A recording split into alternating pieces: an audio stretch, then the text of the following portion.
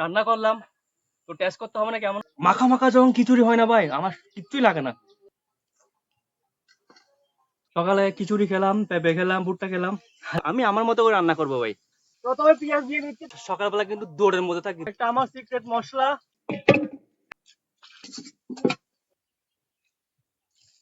Okay fine, ধরে গেল আর কোনো টেনশনই নাই। তেল দিয়ে দিব, পেঁয়াজ, আদা রসুন বাটা এগুলো সব দিয়ে দিব, এরপর কাঁচামরিচ দিয়ে দিব। প্রথমে পেঁয়াজ দিয়ে দিচ্ছি, এটা একটা আমার সিক্রেট মশলা।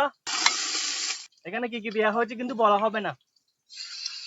সবকিছু দিলাম ভাই, লবণটা দিতে ভুলে গেছি, এখন লবণের জন্য যাচ্ছি। সকালবেলা কিন্তু দৌড়ের মধ্যে থাকি, দৌড়ের মধ্যে, কতক্ষণ উপরে কতক্ষণ নিচে জানি না কেমন হয়েছে, একটু লবণটা টেস্ট করে দেখছি।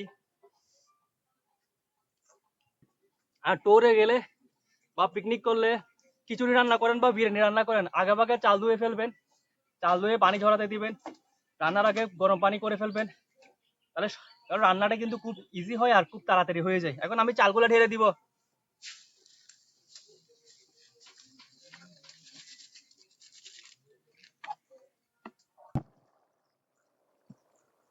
রান্না করলাম তো টেস্ট করতে হবে না কেমন হয়েছে, এমনি রান্না করে গ্যাসদেরকে দিয়ে দিলে হবে।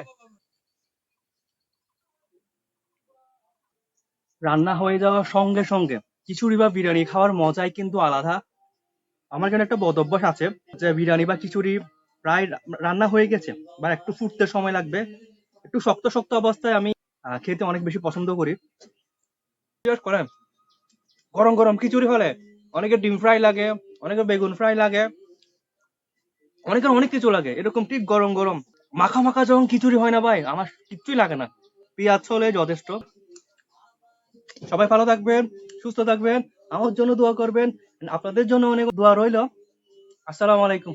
সবাইকে কিন্তু খিচুড়ির দাওয়াত মধ্যে চলে সকালবেলা ভাই, খিচুড়ি পরে ঠিক এরকম চলে। সকালে খিচুড়ি খেলাম, পেঁপে খেলাম, ভুট্টা খেলাম, এখন মদ খাবো। মদ বলতে এটা হচ্ছে খেজুরের রস। ভাই অস্থির ভাই অস্থির।